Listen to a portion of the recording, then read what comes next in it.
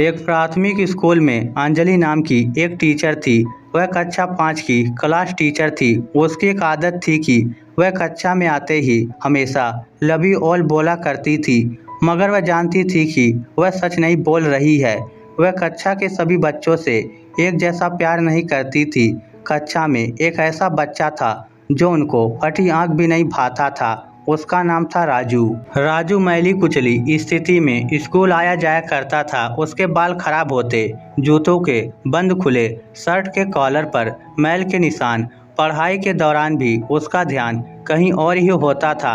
Madam के डांटने पर वह चौंक कर उन्हें देखता, मगर उसकी खाली खाली नज़रों से साफ पता लगता रहता कि राजू शारीरिक रूप से कक्षा में उपस्थित होने के बावजूद भी मानसिक रूप से गायब है। धीरे धीरे मैडम को राजू से नफरत सी होने लगी। क्लास में घुसते ही राजू मैडम की आलोचना का निशाना बनने लगता। सब बुराई के उदाहरण राजू के नाम पर किए जाते।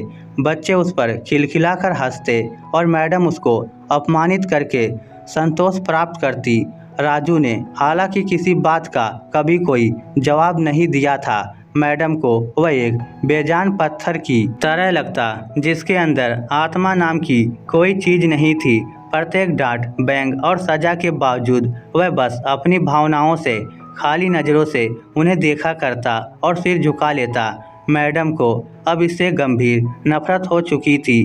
पहला सेमेस्टर समाप्त हुआ और प्रोग्रेस रिपोर्ट बनाने का चरण आया तो मैडम ने राजू की प्रगति रिपोर्ट में ये सब बुरी बातें लिख डाली। प्रगति रिपोर्ट माता पिता को दिखाने से पहले हेडमास्टर के पास जाया करती थी।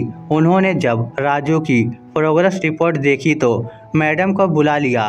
मैडम, प्रगति रिपोर्ट में कुछ तो राजू की प्रगति भी लिखनी चाहिए। आपने तो जो कुछ लिखा है इससे राजू के पिता बिल्कुल निराश हो जाएंगे।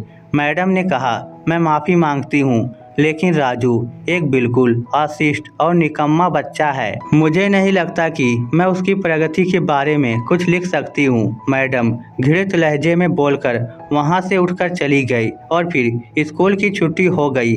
अगले दिन हेडमास्टर ने एक विचार किया और उन्होंने चपरासी के हाथ मैडम की डेस्क पर राजू की पिछले वर्षों की प्रगति रिपोर्ट रखवा दी।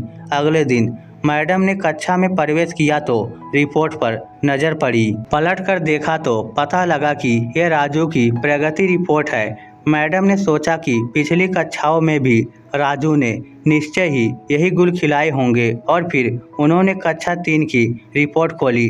रिपोर्ट पढ़कर उनके आश्चर्य की कोई सीमा ही नहीं रही जब उन्होंने देखा कि रिपोर्ट उसकी तारीफों से भरी पड़ी है।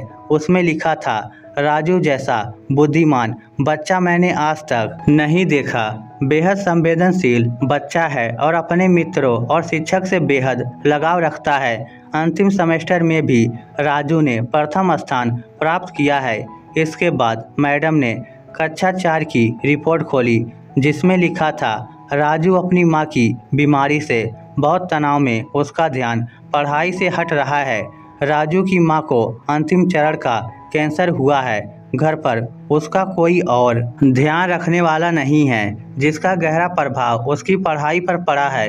नीचे हेडमास्टर ने लिखा कि राजू की मां मर चुकी है और इसके साथ ही राजू के जीवन की चमक और रौनक भी उसे बचाना होगा, इससे पहले कि बहुत देर हो जाए। ये पढ़कर मैडम के दिमाग पर भयानक बोझ हावी हो गया। कांपते हाथों से उन्होंने प्रगति रिपोर्ट बंद की।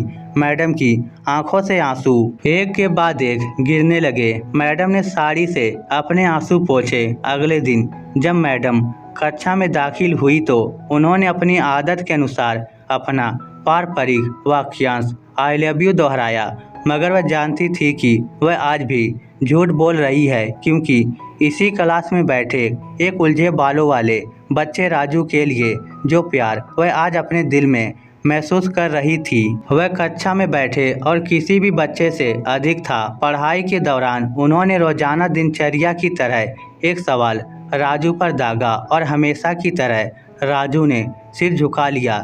जब कुछ देर तक मैडम ने डांट फटकार कर और बाकी स्टूडेंट की हंसी की आवाज़ उसके कानों में नहीं पड़ी तो उसने अचंभे में सिर उठाकर मैडम की ओर देखा तो उनके माथे पर आज गुस्सा नहीं था, वह मुस्कुरा रही थी। उन्होंने राजू को अपने पास बुलाया और उसे सवाल का जवाब बताकर जबरन दोहराने के लिए कहा। राजू 3-4 बार के आग्रह के बाद अंततः बोल ही पड़ा। इसका जवाब देते ही मैडम ने न सिर्फ खुद कुछ अंदाज होकर तालियां बजाई, बल्कि सभी बच्चों से भी बजवाई। फिर तो यह दिनचर्या बन गई। मैडम हर सवाल का जवाब अपने आप बताती और फिर उसकी खूब सराहना और तारीफ करती। प्रत्येक अच्छा उदाहरण राजू के कारण दिया जाने लगा। धीरे धीरे पुराना राजू सन्नाटे की कब्र फाड़कर बाहर आ गया। अब मैडम को सवाल के साथ जवाब बताने की जरूरत नहीं पड़ती। वह रोज सही उत्तर देकर सभी को प्रभावित करता और नए नए सवाल पूछकर सबको हैरान भी करता। उसके बाल अब कुछ हद तक सुधरे हुए थे, कपड़े भी काफी हद तक साफ होते, जिन्हें शायद वह खुद धोने लगा था। देखते ही देखते साल समाप्त हो गया और राजू ने दूसरा स्थान हासिल कर कक्षा 5वीं पास कर ली। यानी अब वह दूसरी जगह स्कूल में दाखिल होने के लिए तैयार था।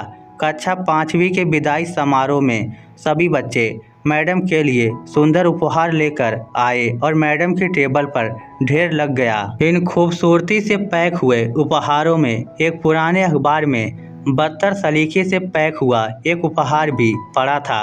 बच्चे उसे देखकर हंस रहे थे। किसी को जानने में देर नहीं लगी कि ये उपहार राजू लाया होगा। मैडम ने उपहार के इस छोटे से पहाड़ में से लपक कर राजू वाले उपहार को निकाला।